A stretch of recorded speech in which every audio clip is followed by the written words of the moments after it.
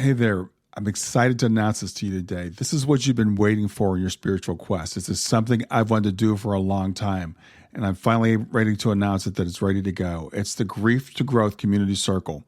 Now, this is a sanctuary where like-minded souls are united in their journey through grief and towards personal transformation.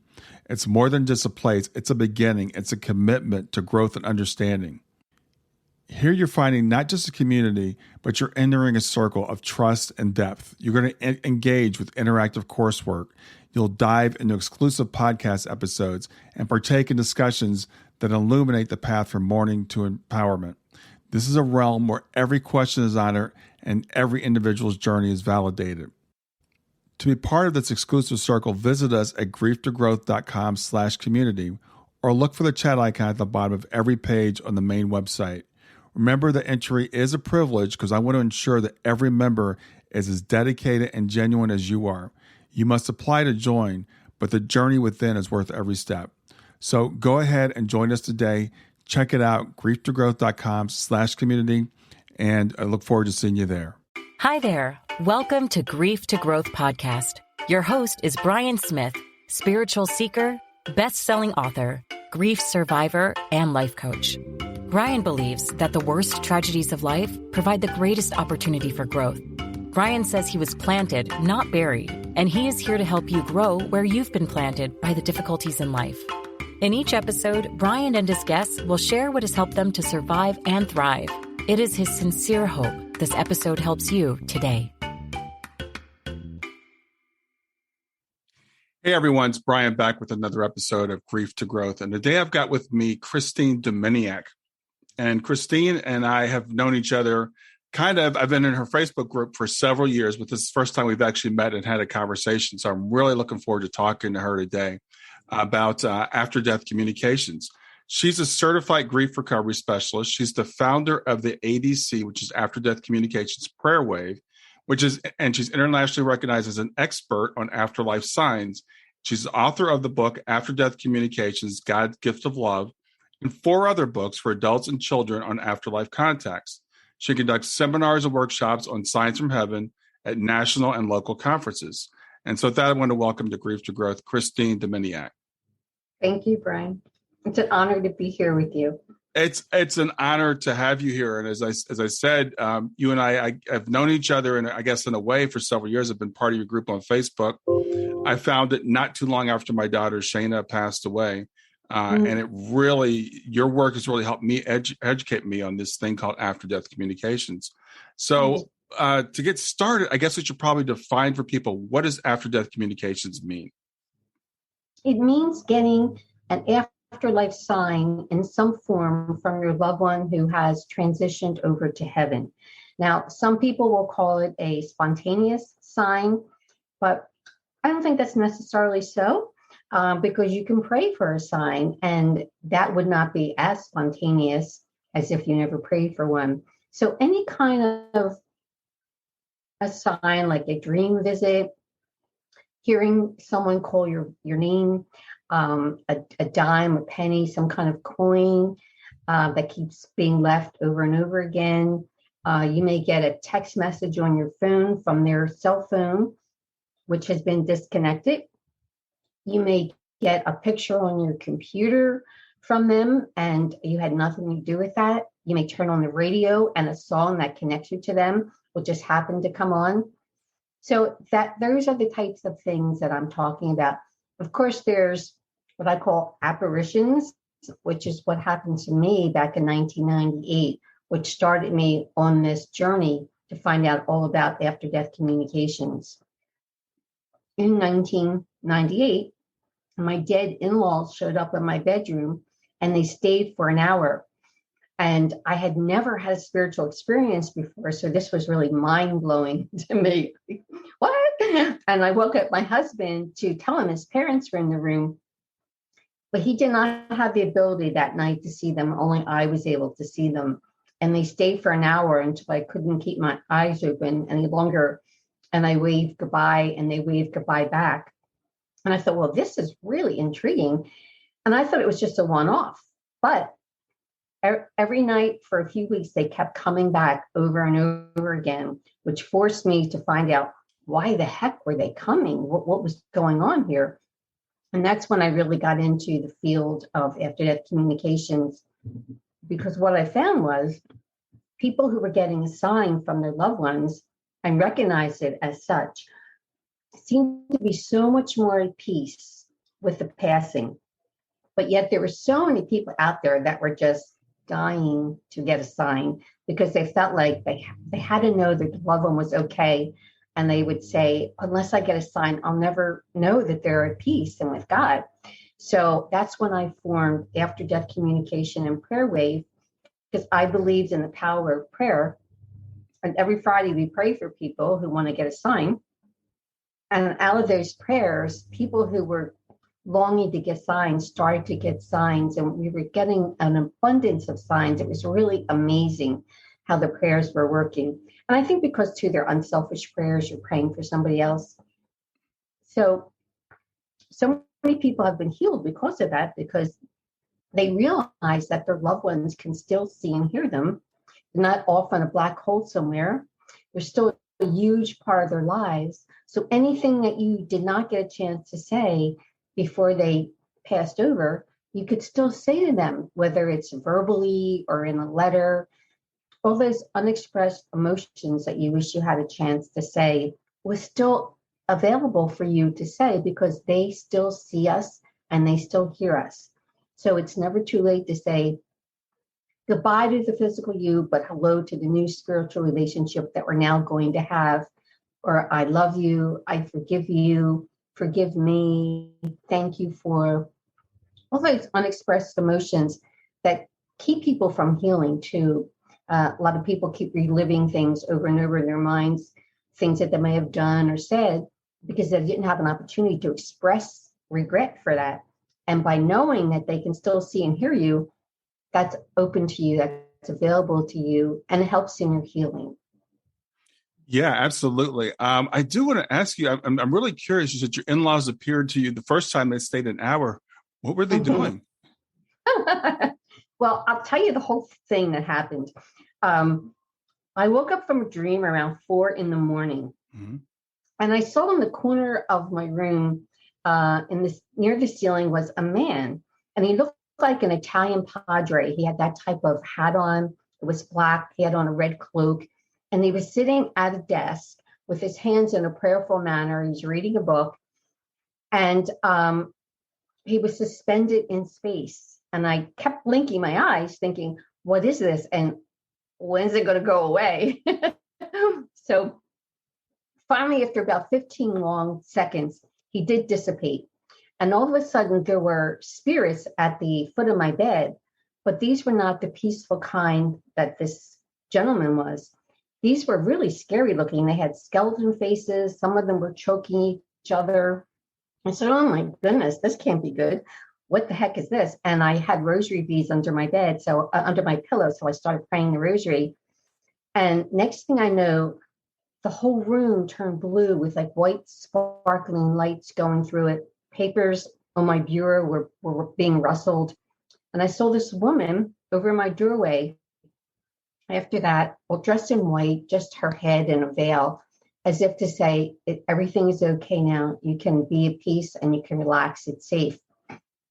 And as soon as that happened, I felt this tremendous peace. And I started to get into the whole situation. So I'm thinking, well, there were still some spirits at the foot of the bed. They kind of look like radio waves in a way. And I thought, well, who would want to visit me? I wasn't grieving anybody. And then it came into my mind that my husband, father, and mother had passed. And when his father had passed, he was so close to his father that he cried every night for a year. So that person came into my mind, and I said, John, is that you? And next thing I know, one of the spirits came like right up from the foot of my bed, 5 inches in front of my face. He had on a fedora hat, a suit jacket, a little hanky in his pocket, a striped tie. And I said, oh my gosh, John, you're here. I can't believe it. And then I remembered his wife, Stella. They would always travel together. They were very close. And I said, well, is Stella here too? Next thing you know, a woman comes right up to my face and she's floating in front of John, and she has on a flapper's hat, red lipstick, and pearls. And I said, oh my gosh, I can't believe you're here. I mean, I'm really going with it now, Brian. Yeah, Okay. yeah. And so then I remember, oh, my husband's sound asleep and his parents are in the room and like, he can't miss this. So I woke him up and I said, Bob, your parents are here. Wake up, wake up.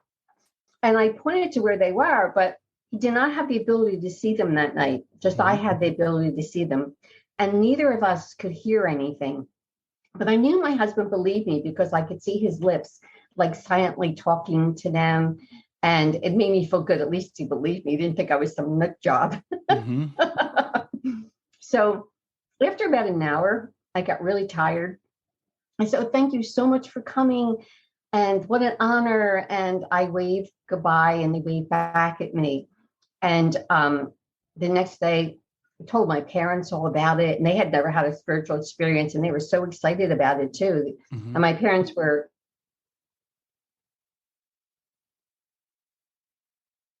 kind of interesting to hear my story. But they kept coming back night after night. And until, which really forced me into this field to find out what it was all about. And I don't know if you knew of the book Hello from Heaven by the Guggenheims. Yes. Judith Guggenheim and Bill. Okay. So I contacted Judith Guggenheim and I said, do you have an idea what this is all about? I mean, they keep coming around. I don't know what this is about. And she recommended a medium to me named Sunny Wells.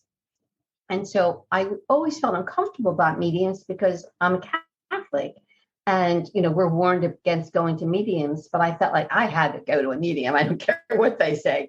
And she was a Christian medium. So I felt that we had similar beliefs and I felt very safe with her. And we contacted my guardian angel and I asked him, what is this all about? Why are they coming? And was this a health warning? And he said, no, they were just stopping by to say hello. And they explained I had a mission and that he explained what the mission was, that I was going to be helping people spiritually, emotionally, and eventually with touch healing. And God wants to know if you accept this mission. I said, what? I say, what? God?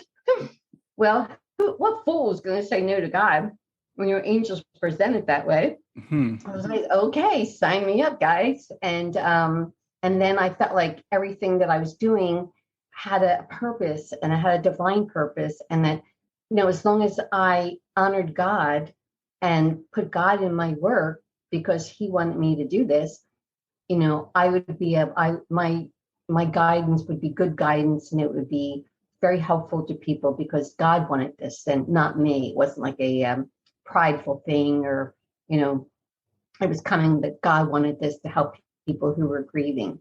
Mm-hmm. So that's how it all started for me, Brian. Wow. Wow. That's quite a start. You're on a mission from God, literally. I know. You know, I read the Bible. I mean, I didn't want to get, you know, like lightning strike me. So I said, sure, sign me up. Well, you know, it's interesting that you say that because a lot of times people that are Christians, that are Catholics are taught that this is wrong, that we can't do this, that the dead are dead, they're asleep, they're in heaven, they're whatever. They're not here with us. So how did you overcome that? Well, it was interesting because I had prayed really hard for guidance and I was sent to Sunny Wells, the Christian medium. But Catholics have an advantage over others of some other belief systems because we have all these books of these recognized saints that make apparitions. So it's in our wheelhouse to have saints make apparitions. What I didn't know was that normal, ordinary people who are now spirits could do the same thing. Mm-hmm. So that was brand new to me. And so, well, they're not sleeping. They're making visits. So, yeah. And I felt like you could either listen to preachers and go with their philosophy, or you could pray to God's Holy Spirit and go where he's leading you. And I'd rather go where God's leading me than where man was leading me. And that was my philosophy. That was how I felt about it. Yes. Mm-hmm. Well, I love that because, you know, I do get a lot of people pushing back on the work that I do, talking to people who've had NDEs, talking to mediums, et cetera, and say, this is not biblical. But I've also, and I love, you know, when you say the word even Christian medium, I know some people consider it to be an oxymoron. You can't be I a know. Christian and a medium, but I know people who are. They're very prayerful, who study the Bible, who ask God for what they want, for what He wants for their life, and they believe this is what God wants for them. I believe it's a gift from the Holy Spirit, and it's talked about in the Bible anyway, in the New Testament. And in fact, because children naturally have a gift to see and hear spirits where we adults wish that we could, they naturally have it. And sometimes, many times, that gift will stay with them. And so I wrote a book for children called Heaven Talks to Children, which gives guidance to parents and how to do it safely, how to protect them from spirits that are not from God. Because there are those skeleton faces that were choking each other showed me that night, that not everything is good that comes to visit us. And sometimes they will exploit the grief and the pain that someone who is bereaved is going through. And you have to learn how to differentiate the good guys from the bad guys, your real loved one who's there to bring you comfort, and some other imposter spirit which happens lots of times in dreams, for instance. Sometimes people get dreams of their loved one where they look like they're in pain, or they're bleeding, or they're ignoring them, or they're angry at them. When God sends our loved ones to us, it's to bring us comfort. It's not to upset us. And if that is happening, which I run across a lot of people who have that, and they don't understand it, and it makes them feel worse, of course. Mm-hmm. I say a prayer protection every night before you go to bed, and you will find that this will start leaving, and the good dreams that you want from your real loved one will start coming through, and you'll see that will end. And that usually works if you do it faithfully. Yeah, I think that's a really interesting point, and maybe a very important point, that because I think this fear is about these bad spirits. And I've talked to lots of Christians that said, don't do this, don't do that, because evil spirits can come. But you, as you said, you have to be able to discern. That's right. And you ask for God's protection, and He wants to give it to you, but that's free will. That's your choice. So, and I have prayers of protection in there. And it's for any medium, really, who is dealing with the spirit world. Some mediums don't believe that there's any evil out there, and they can be taken advantage of. So I hope my book, will leave a mark and give them something to think about, even if they reject that concept, because I want to see everyone protected, and I want their experiences to be the best that they can possibly be. So, yeah. In fact, even in the Bible, John tells us how to discern spirits to be sure they're from God. So obviously the apostles were talking to spirits, because how would he know, right? How to do it, right? Mm-hmm. Right. Yeah. If you're given instructions on how to talk to spirits, I think it assumes that you are talking to spirits. And we all talk about the Holy Spirit and the fact that we're all spirit beings. But we're told as soon as our loved ones cross over, we can't talk to them anymore. That's a bad thing. That's an evil thing. Yeah, I think it's fear. Because my husband's brother was a priest for 50 years until he passed about 10 years ago. And when I first told him that his parents were visiting me in my bedroom, I could see like the alarm button going off, because he was a Catholic priest and you're not supposed to be dealing with this.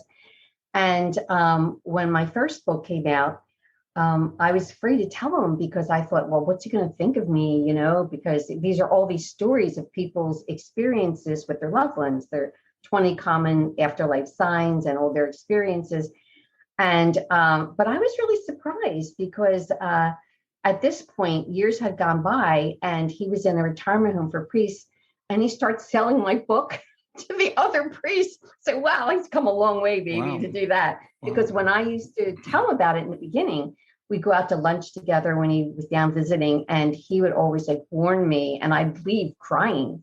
And I said, we just have to agree to disagree on this, because this is my calling, and I know how to do it carefully to protect myself, so it's okay.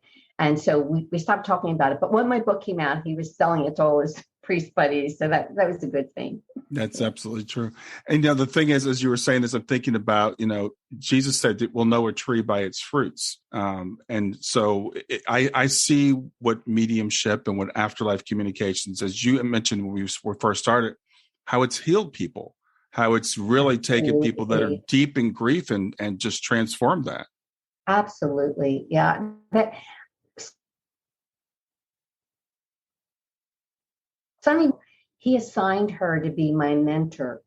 And that was really wonderful because we would sit and have chats with the angels regularly, asking, well, how do things work in heaven? And, we all kinds of questions that we had. And we even had a radio show for a while called Ask the Angels on Blog Talk Radio, where people could ask the angels questions. Mm-hmm. But not only that, I got to talk to my parents. I got to talk to my priest brother-in-law, who apologized, by the way, for not believing me and not investigating what I was telling him. So when Sonny contacted him, that guy talked for an hour and a half straight. We could not get a word in edgewise. He was so excited to be able to talk to us. So it was really, really, really nice.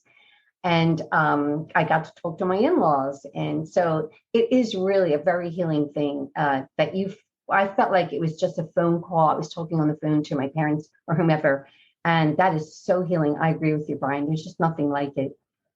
Well, it's one thing for us to have faith, and faith is great. And it's one thing to believe what the religious people tell us and believe what the Bible tells us, but there's nothing like experience. And I think people, they don't dare to even dream that they can have an experience, that they can actually talk to that person again. And have this communication. So I do want to point out, though, for people that are new to this, that apparitions are very rare. Most of us do not see apparitions, but there are lots of very common signs. Right. And apparitions are rare. I did not realize it at the time, but sometimes people will see visions of their loved ones, like in their mind's eye, where maybe your eyes are open or closed, and you see something that would be like a vision of them. And similar to how you would in a dream. So yes, apparitions, I believe, take a lot of energy from the spirit to be able to do that.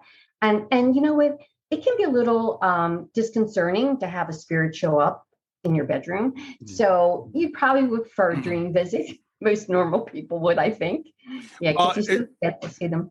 It's interesting. I think a lot of times we wish for things that we don't really want if we really knew in our heart. I've heard a lot of people say, I wish I would have an NDE. And it's like, no, you really don't want an NDE. And think about how would you really respond if you saw your loved one show up in your bedroom. Think you said for most of us, it would freak us out no matter how much we're missing them. Right. Exactly. So I think the dream visits are probably the best, because sometimes you get to hug them. Sometimes you get taken to in heaven to see where they're living. Just all depends on what God has in store for you, what he allows your experiences to be. So I love the dream visits. They're wonderful. Yeah. And the thing about dream visits, let's talk about the difference between having a dream about your loved one and having a dream visit. Stay with us. We'll be right back. Hey there, something I want to tell you about today. My podcast platform, Buzzsprout, has recently made it easier for me to allow you to support me financially. Go to www.grieftogrowth.com/subscribe. That's grief2growth.com/subscribe. And once you're there, you can sign up to support me financially. Now, you can do it for as little as $3 a month, or of course, as much as you'd like. If you do that, you'll get access to bonus episodes, and you'll see those in the regular feed. They'll have a lock on them. But when you become a subscriber, you'll actually get access to your own private feed, and you'll be able to listen to the regular podcast along with the bonus podcast for the subscribers. I want to thank you for listening. I want to thank you for sharing the podcast. And I want to thank those of you who support me financially. Have a great day, and on to the episode.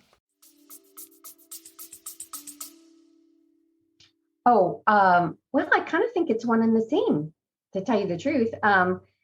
If they're in the dream, that's a dream visit, I believe. So, yeah. And it may be that you may even have a dream where you're in a house, maybe where you used to live, and you're not seeing them, but you feel their presence in that, in the background. I remember one time my parents visited me in a dream, and it was a dream visit. I think they're one and the same. And if it's bringing you comfort. So I was I was somewhere probably in heaven, because everything felt very, very holy and sacred. And my dad was in the driveway, and he led me up these stairs, And I came into this like apartment type building, and there was a kitchen on the left, and there was what you would call a parlor on the right, and there was a hallway. And I knew my mother was in that parlor, and everything felt so sacred that I felt like when I go in that parlor, I bet my mom's going to be reading a Bible, because this place is really something else. But when I went into the room and saw my mother, she was just flipping through a magazine and not a Bible. And I was this is the first time I had seen her after she passed. And so I was so happy to see her. I started crying. Oh, Mom, I'm so happy to see you. And I miss you so much. And she was like shocked that she thought I was going to be very happy. And I was, but she didn't realize I was going to break down in tears. So we were both surprised. So she waited a while before she came to visit me in the dream again, because I think she didn't want me to feel sad at all. She was looking for a happier time. So she did come one other time. I had this dream where I was in a bedroom, and I was lying in bed. There were a lot of people in the room, and my mother and I think maybe her sister were by the doorway. And I looked around the room and I said, "This isn't a dream, is it?" And she looked around the room to look for permission to whether she could tell me or not. And she said, "No, not a dream." And I said, "Oh, okay." And I think they said, "You have to go now." So when I left, I actually felt my stomach drop, like I was going down an elevator very quickly, like Tower of Terror kind of a feeling in Disney World. And so I realized I was out of my body. And that, when they sent me back, I was like put back in my body very quickly with my spirit. So that was the only time I really felt that sensation. Yeah, but that was fun. Yeah. Well, what I meant earlier about the dream versus the dream visit, and you actually said it. If something doesn't bring you comfort, if you see your loved one suffering, or if they're telling you to harm yourself or something like that, that is not of God. That is not a dream visit. That was my point. Exactly. Yeah, and I like to tell people that a lot, because if you're not aware, you get taken advantage of, and these things can really harm you and get you to be very depressed and sad. So. Yes. Mm-hmm. And I know a lot of people long for dream visits. That seems to be one of the preferred signs. But what I know you have a list of 20 signs that are available in your book, and we don't have time to go through all this today, but give people some ideas of some things that they may not know that are signs. We all know about coins and feathers, but what are some other things that people can look for? Well, touches, for instance. When my dad comes, he will massage the top of my head. And he usually does that when I'm in the middle of a seminar. And I'm talking about afterlife signs, and I feel him rubbing the top of my head, and it cracks me up. And when my mother comes, she will tickle the left side of my face. So now yesterday I was on my way to an hour's drive to a studio for an interview.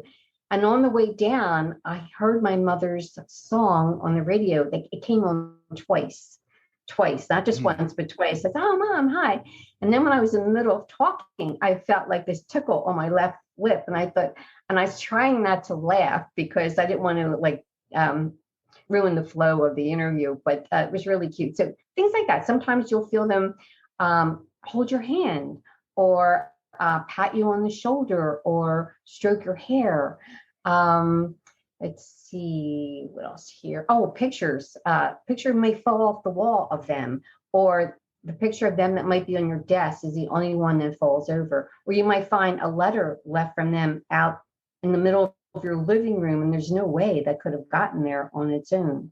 So these are the other types of signs. And, if you have this feeling that this is peculiar, peculiar is what we're looking for. And that signals that, they're trying to get you to notice, because when they give you an afterlife sign, they also simultaneously will put the thought in your head that this is from them. And that's another reason why you notice. So animals that act like they know you, or birds or insects that act like they know you, that's another way that they let us know that they're around us. Mm-hmm.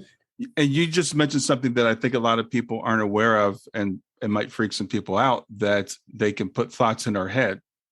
Right. Yeah. And that's, they are not allowed to interfere with our free will, but they can help us with guidance. So, and sometimes when they're actually talking to us, you will hear a thought, it'll be strong. And many times it's repeated, like maybe 3 times in a row. And it's not coming from you because you weren't thinking about that.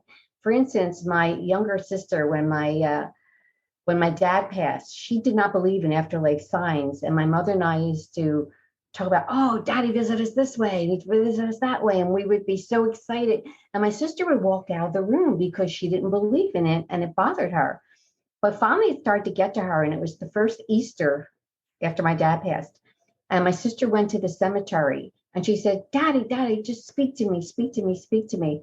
And she heard, take care of mommy, take care of mommy, take care of mommy. She heard that thought 3 times in her head. And she knew he was speaking to her. That's what she asked for, and that's what she got. So many times it can sound like your own voice talking to you, but it's not. It's separate. It's like a separate compartment in your brain that's talking to you. Yeah. And that's I think difficult if people, especially if they don't know that it's possible. And it's not, the idea of them putting thoughts in your head, it's not mind control. It's more like speaking to you. It's more like if I said to you, Christine, you should do this. You heard me audibly, but it's an internal thing. Right. Yeah, it's not mind control. That's a good term for it, Brian. I love that. Yeah, it's like suggestions and helpful little hints to help guide us. And it's up to us. We have free will, whether we want to listen to the guidance that we're getting or not. We'll get back to Grief to Growth in just a few seconds. Did you know that Brian is an author and a life coach? If you're grieving or know someone who is grieving, his book, Grief to Growth, is a best-selling, easy-to-read book that might help you or someone you know. People work with Brian as a life coach to break through barriers and live their best lives. You can find out more about Brian and what he offers at www.grieftogrowth.com, www.growth.com, or text growth, GROWTH, to 31996. If you'd like to support this podcast, visit www.patreon.com/grieftogrowth, www.patreon.com/GRIEF, to make a financial contribution. And now, back to Grief to Growth. So, and one thing when you were telling your story of how you started with this, I thought was really interesting, is that your husband's parents, who he was missing, first came to you. And you mentioned he wasn't able to see them the night. So I have 2 questions. One is, was he able to see them later? But the first question is, why do you think they came to you as opposed to coming to him? Stay with us. We'll be right back. Hi there. I'm really excited to tell you about my latest ebook. It's 4 lessons that you can learn from the near-death experience without going through all the trouble of dying to learn them. I've been studying NDEs for several years now. I am completely convinced that not only are they 100% real, but that there's some very universal wisdom that we can get from the near-death experience. And I've distilled that down in this book into 4 short lessons. And I've also given you all the reasons why I believe that NDEs are absolutely real. So go to www.grieftogrowth.com/NDE lessons to pick it up for free. www.growth.com/NDE lessons. I hope you enjoy it. well, when spirits visit, they may not visit the person who's principally affected because maybe you're really grieving. So they'll go to someone who is much easier to receive spirit communication.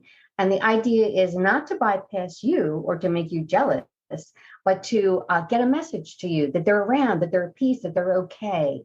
So now in my case, it was a lifestyle change because I used to be in the business world and I was a stay-at-home mom for my 2 children and they were becoming teenagers and I was contemplating going back into the business world.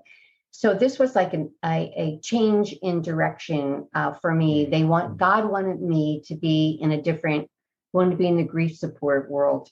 And so if they hadn't come in such a big way, I never would have chosen this path. I mean, it just wouldn't have, ever dawned on me. So he had to really give me that burning bush kind of a thing to get me going because it was just so amazing that I had to follow it. Yeah. So there was a mission, there was a message for you as well as the message for your husband. And again, was he able to see them at other times? Never, no, Okay. never. And which was really and he doesn't even remember his dreams. So I know they visit him in his dreams, but he just doesn't remember. So, but he's okay with that. I Hmm. mean, he he's all right. And he in the beginning he had a hard time with what was happening to me, but eventually he became like my biggest fan, and would come to my seminars if it were local. And yeah, and in the beginning I felt like he kind of wasn't sure, but now like no matter what I tell him, oh yeah. So he believes, and he loves when he sees how it helps other people. That's very gratifying to him. Yeah. And when people share, even friends, their experiences, he loves to listen to that because he knows we're on the same wavelength and he's accepted it. So it's good.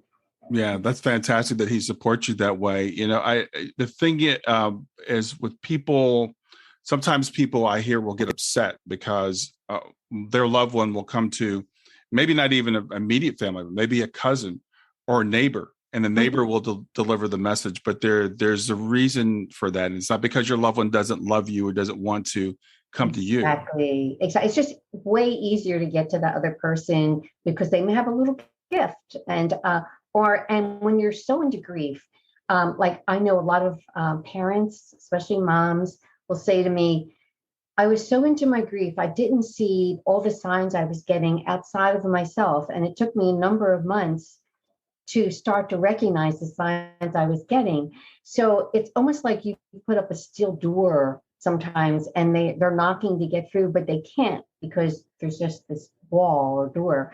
So they'll go to someone to get that message. Oh, I saw them. They're fine. They visit me in a dream. They're at peace. They look great. And I like to reiterate, it's not that they don't want to visit you and you should never feel jealous. They just took the opportunity to get to someone who could get you that message, who could easier receive from them. So that's why they do it that way. Yeah, and there's some of us, as you said, your husband doesn't remember dreams. Some of us don't remember our dreams. That can be a thing. They might have come to visit us and we don't remember because dreams fade really fast when we wake up. It's just the nature of. So I have a few tips about that, Brian, that might be helpful. That'd be great. Yes. Yeah. So if you are desirous of a dream visit, I always say ask God every night before you go to bed to allow your loved one to visit you in a comforting way in a dream. And then imagine yourself before you go off to sleep, being with them in maybe your favorite spot together, for instance, and keep a pad and pen right under your pillow. Because many times when you get that dream visit, you know it, and then you're starting to wake up and it's starting to fade. But if you start scribbling down on that pad before you're fully awake, you'll get bits and pieces of the dream and realize, oh, yes, they visited me, even though I can't remember right now. Now, of course, the dreams that are really, really vivid are very easy to remember. They will stick with you. But not all dreams are that vivid. And unless you wake up right away, you may not remember it. So that's why it's good to just jot it down wherever you can. Their name or whatever, where you are, in a room, whatever. And then you realize, oh, yes, they did visit me. They did visit me. Mm-hmm. Yes, absolutely. And dreams are, again, I think they're the biggest thing. We love the dreams. But when people are saying, when they can't get to us through dreams, sometimes, they can maybe get through us through coins and feathers and all the other things that we think about, songs.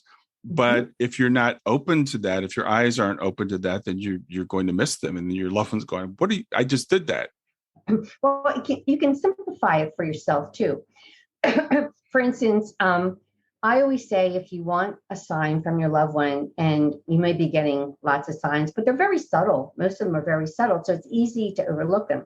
So I say, go to God, ask God to allow your loved one to leave you a sign, and then state something specific to your loved one that you would recognize as a sign from them. Say, a butterfly or a type of bird or whatever it is that comes across to you. So then when that does happen, when you get that particular bird visiting you, you'll know, oh, yes, there's my sign, because you requested that specific sign. So that's another way to be able to get to know that they're visiting you, because you requested it and they delivered. Yes. And some people don't realize that some people don't realize that spirits can't do anything that they want to do. They need permission. There's a hierarchy up there, and God's at the top. So, sometimes God might feel, well, this is not the right time, or, I have a different plan, or so he's always looking out for our welfare. So if you go to him, and, I also don't believe that you should just pray to your angels, because the angels can only, they're messengers of God, they're helpers, but they only can do what God assigns them to do. So if you're bypassing God, you're bypassing the biggest source of help and love you could possibly have in your life. So always go to the top guy and ask him, That's an interesting point. One thing I say to people, I say we can't always get what we want, but I think we get what we need. And Right. as limited beings living from a limited perspective, we may think that this is the best thing for us, whatever this thing happens to be. I want a dream visit, or I want an NDE, or I want an apparition, but that may not be the best thing for us at this point in time. Right. So there's an element of trust that what we're getting is what we're supposed to get.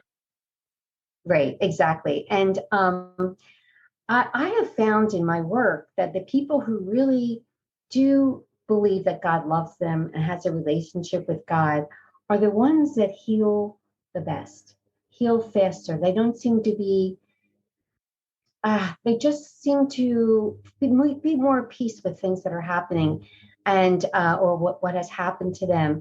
And a lot of people don't believe in God, and I always say, well, okay, you don't believe in God, but what can it hurt to say a prayer? It can't hurt, right? It could be really something wonderful could happen. So, throw it out there and see what happens. God might be waiting for them so he can answer their prayer in some way, so they can establish that relationship and know that he exists and that they're loved, that they're loved. So I love the fact that you use the language that you do, that you talk about God and you talk about the Holy Spirit and those things, because I think it gives permission to people who have that background to say this is okay. But that term's very loaded for a lot of people as well. A lot of people who've been burned by religion. And I've talked to a lot of people who are call themselves atheists and say they don't believe in God. And I'll ask them what God don't they believe in? And it's always a God I don't believe in either. That this judgmental God, this God who condemns us, this God who's always looking out to see we're doing bad. Some of us have a lot of baggage with that term. So I think for some people, maybe I understand. Yeah, I understand that because, well, you can substitute it with like divine source or creator, whatever makes you feel comfortable. But I remember, I went to a Catholic school and we had very strict nuns teaching us. And they never told us that God loves us. They were always like, God is angry and he's going to be mad. And it was, I feared God. Mm-hmm. And then one day when I was maybe around 20, I really didn't want to think of God that way. And I remember that Jesus was always so kind and loving. And I found this picture of Jesus with children all around him. And I bought that picture and I have it hanging on my wall to this day. And that picture transformed me into thinking of God as loving and not an angry God. All right, okay, so the Old Testament, he is angry a lot, no doubt about it. But the New Testament, Jesus is full of love. He is love. And I like to follow that Jesus, that God. So that picture always reminds me of how sweet and kind he is. And I also think of God as like giving us TLC. And I pray like about the tiniest little things. If I'm working on a little carpentry project, I'll pray, oh, please, let me get this going, please. And then it'll work, and I pray about the tiniest little things. And maybe people think that you should only talk about big things, but this way God's incorporated in so many things of my life. I'm praying to him for help all the time, and that's why I'm always a hopeful person, because I feel like he's going to take care of me. And in fact, my mother, all through our lives, she would say, oh, God will take care of it. Oh, God will take care of me. Oh, God. And like, I grew up with that mantra from my mother. And that must have internalized in me, because later on when things were rough in my life, that really helped see me through a lot of like adversities. And yeah.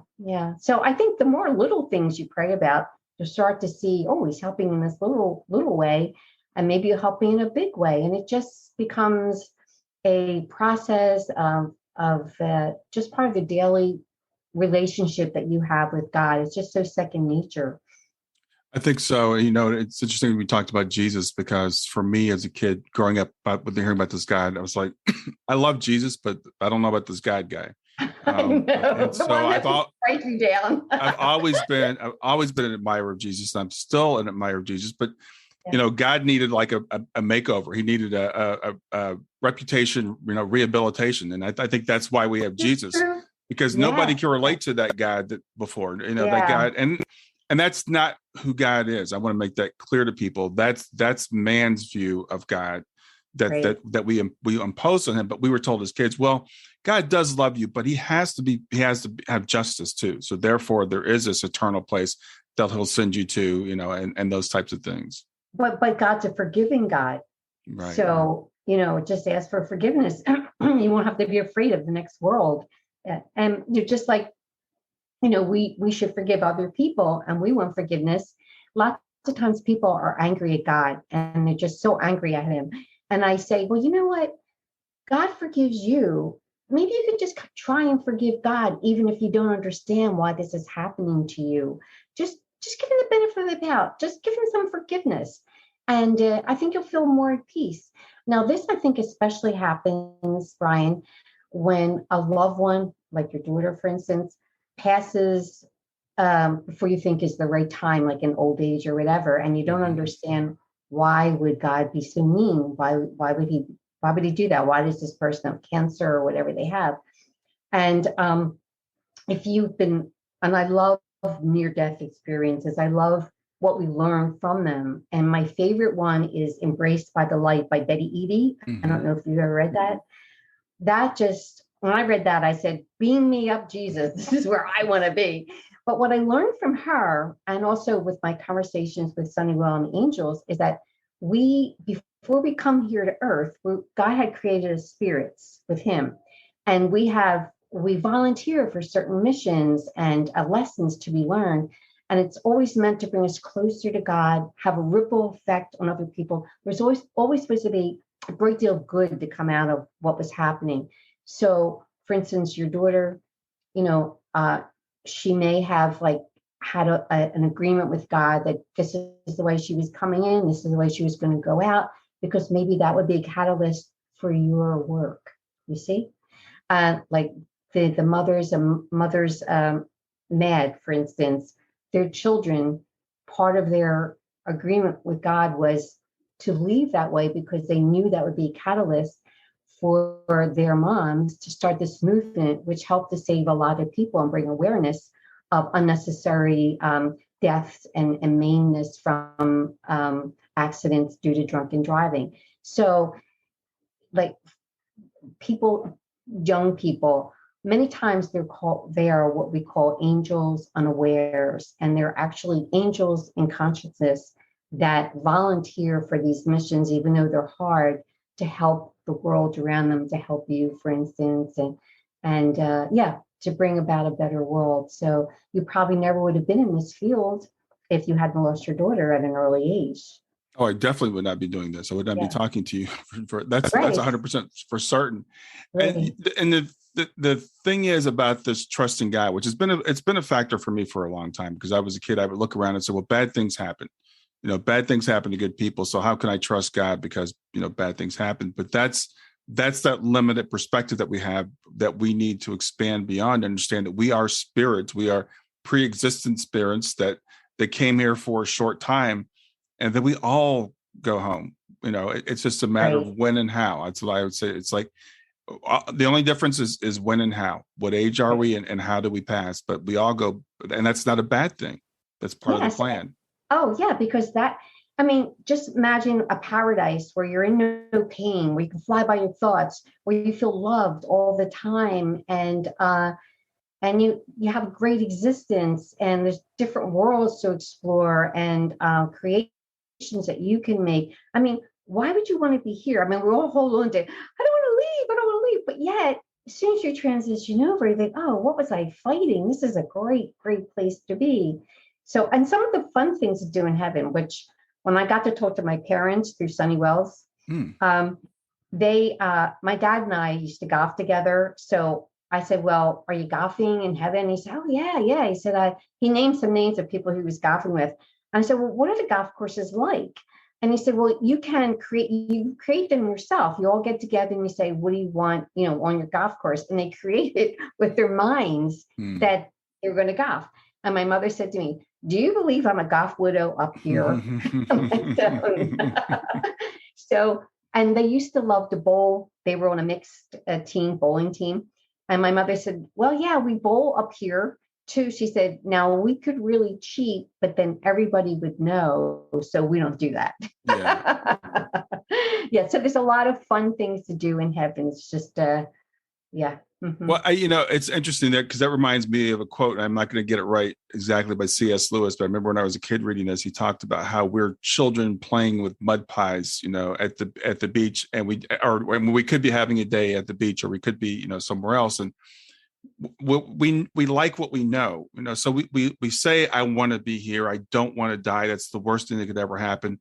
But then on the other hand, I'm on Facebook all day long with people who are complaining about everything about this world, because we complain about it too, because it is a hard place to be, but we don't, and this is what's so great about your work, because we don't really understand or believe what great things wait for us.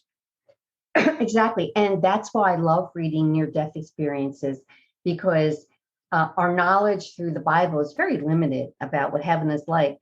And I'm sure that's why God allowed so many people to have near-death experiences and write about them and talk about it. So it just shows you what a wonderful place is waiting for us. And it takes the fear of the unknown out of it for you. So you're not really afraid to die once you start reading these wonderful stories. I mean, you don't want to go through the death process, of course, right. But unless it's quick. But then if you're not afraid, because you have seen, your eyes have been opened about what awaits you and loved ones and your angels, and then you're okay. I had my dad, when he was in his 80s, read Embraced by the Light, and it took all the fear out of him dying. Yeah, wow. He wasn't afraid at all. Mm-hmm. Wow, that's awesome. I love hearing that. And again, even better, because I love the NDE. I absolutely love it. I love the fact that I know I'm going to see my daughter again. That motivates me to go forward. But also with your work, we know that we can talk to them right now, that they're still with us. They're still part of our life. That's like the bonus. And that's the part that really, frankly, isn't in the Bible. That doesn't really tell us that we can still have that relationship. Well, actually, as far as signs, you're correct. But I do remember the time, and people who insist that you sleep until, the resurrection. Yeah. There was a time when Jesus was here, and he was talking about Lazarus talking to Moses and maybe Elijah, I forget, and how Lazarus wanted to warn his brother, or I know the rich man wanted to warn his brothers, and he said, well, what good does it do them, because they won't listen? And so Jesus was giving a parable of talking to the dead. That on the other side, that what's the, that you can talk to the dead, that they're alive and well. Yeah. Well, Jesus also had a quote that said, God is the God of the living, not the dead.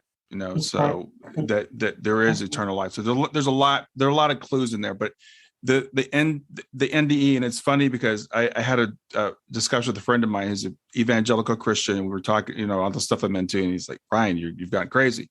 And I interview these people who have NDEs. I said, I won't say his name. I said, I interviewed so-and-so that had an NDE the other day. And so they died, they saw light, they heard a voice, they were transformed, and now they're a different person. I said, who does that sound like in the Bible? How about Paul on the road to Damascus? Oh, right. Where he saw light, he heard a voice, he was struck blind for 3 days, and then he comes back with these amazing abilities, and he goes on a mission. He even changes his name. He changes so much. And Paul talked about visiting the seventh heaven. Yes. He'd been taken up to the seventh heaven. Yeah. Yes. Talked about being out of his body, and said, I don't know if I was in the body or out of the body, and talks about the things that he can't even speak about because they're beyond words, which sounds just like people that have had NDEs. So there are clues in the Bible that tell us that this is very real. And we do know that we're spirit beings. So I think it's wonderful.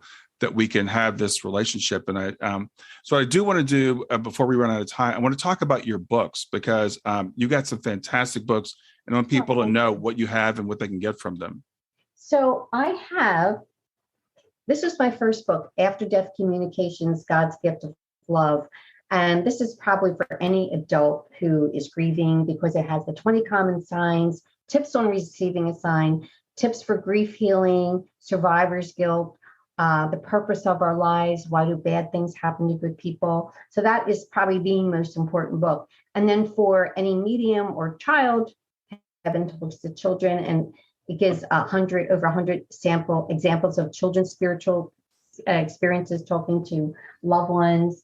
And then if you're missing a grandpa, if you're a child, grandpa visits from heaven, because they do. Yeah. And then there's Grammy visits from heaven for children. And also in the pages of the book is pictures of heaven and the fun things to do in heaven. So when you are trying to explain to a child what heaven is like, they have no idea. But if you can show them pictures and the reunion and the party that they have when you get there, and that you can swim and go down sliding boards, things like that. And then this is for military families, daddy visits from heaven for military families. It's also good for first responders. So it helps to explain and what the funeral is like. So I think it's just easier for parents if they have illustrations with the story to try and explain where that person is to a child who has no concept of what heaven is and what angels are and what spirit bodies are. Those are so needed, and I'm so glad that those are available. I wish they were available when I was a kid. And your book, Heaven Talks to Children, Afterlife Context, I think that's important for parents as well to understand that when your children are saying these things, they're still remembering. And a lot of times in our culture, we talk them out of it. And I've noticed, I've studied that other cultures, people tend to hold on to their pre-existence memories longer because they're not told that it's just a fantasy. Right. So kids remember, and it's funny, I remember our girls when they were like 7 and 4, because they're 3 years apart, said that we remember being up in heaven and choosing you as our parents. This is a concept they did not hear from us. They did not hear from anybody that I'm aware of. And there's some stories in my book, just as you were talking about, just like that, that they remember being in heaven and who was there with them. And and there's a story about a little girl in the book. She was saying how she was pretty young, just how she misses Jesus and she wished she could see Jesus and give him a hug. And, she remembered Jesus, a little kid. Yeah. Yeah. So we do have that veil of forgetfulness, but there's still, it kind of leaks through, and I think, I truly believe that babies still see angels and spirits. They just can't speak yet. Absolutely. Yeah. If they're looking off and they're giggling at something like in the corner of the room, it's like a grandparent probably, or an angel, or someone that's coming to play with them. So they don't miss anything. Yeah. And that's the same with people who are grieving. Our loved ones come to their weddings and the birth of their babies and their birthdays and their anniversaries. Anything that's important to us is important to them, and they will be there and they'll try and show you that they're there. Yeah. And so my dad, often when we all get together, my family, and he'll massage the top of my head and I'll say, Daddy's here. And everyone says, hey, Daddy. Yeah. And that is so cool when you can include them as part of the celebrations, because we all feel sadness. We all miss them on those days. I remember when my nephew got married a couple of years ago, those things remind us of the people that aren't there with us. But they took pictures of Shayna, and all the people in the wedding party, all the guys had a picture of her inside of her ties, and all the girls had in the hem of their dresses. And at the reception, they had a picture of Shayna on the table. So it was just, we include her as part of the celebration. It makes it a lot easier to go through these things. Yeah. And she loves that. She just loves that you remember her and being part of it. Yeah. Because she's enjoying it just like you are. So yeah, that's very neat. I love that. I also want to let people know about your Facebook group, because I think that is such a good resource. So tell people about the group. So our mission is to pray for other people to get an afterlife sign from their loved ones. And then you can post it in my group. You can tell us what you received. And we do this every Friday. We pray for the whole group. And so if you're grieving and you want people to pray for you to get a sign, please visit us on Facebook at After Death Communication and Prayer Wave. It started out on a message board back in 2000, and now it's 2022. So we've been around for 22 years praying for people to get that sign. So yeah, I know you've helped so many people. I know you helped me, so I appreciate that. Oh, that thank you. I there. didn't know that. I'm real glad to hear that. Thanks, Brian. Yeah, absolutely. So Christine, let people know where they can reach you if someone wants to reach out to you. Sure. So on Facebook, Christine Duminiak, or I have a website, ChristineDuminiak.com. So you can see my books are there. And if you want to have an appointment with me, I do over the phone appointments. If you're military, they're for free. And where I'm going to be, my different venues where I might be speaking. So yeah, just go to my website and I'll find all that. All right. I want to spell your name for people because it'll be in the show notes, but some people listen when they're out or in their car or something. So it's Christine, Christine, and the last name is Duminiak, Duminiak. And it's all ChristineDuminiak.com is where you can find Christine and find her books and find all the links and maybe even set up an appointment to speak with her. Thank you. Thank you so much. It's so great meeting you. You're just a lovely person, and God bless you for the work that you're doing to help other people. Well, thank you for being here. I can't believe it's been 7 years. This is the first time we've actually spoken, but it's good it's good to talk to you. I'm sure we'll run into each other again. I hope so. Okay, well, you take care, and thank you again, Brian. All right. Enjoy the rest of your day. You too. Bye-bye. Thanks for listening to Grief to Growth. Brian hopes that you find this episode helpful and will come back for future episodes. Brian's best-selling book, Grief to Growth, Planted Not Buried, is a great resource for anyone who is coping with grief or knows someone who is. If you enjoy the podcast and would like to support it, there are 3 things you can do to help. The first is to share the podcast with someone that you think it will help. The second is to go to iTunes, rate, and review the episode. The third way you can support the podcast is by becoming a patron. Head over to www.patreon.com/grief2growth. That's patreon.com/grief, the number 2, growth, and sign up to make a small monthly donation. Patrons get access to exclusive bonus content and knowledge that you are helping to spread the message of grief to growth.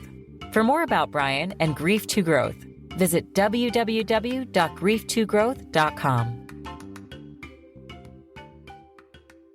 Hi there. I hope you enjoyed this latest episode of the podcast, and I'd love to hear your thoughts. What questions came up for you? What did you like about it? What didn't you like about it?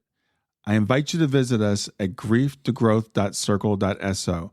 That's grief2growth.circle.so to continue the conversation with me and with other listeners. It's a space to sound off, to share reactions, and to go deeper into the topics from the show. I look forward to chatting more, and I hope to see you there.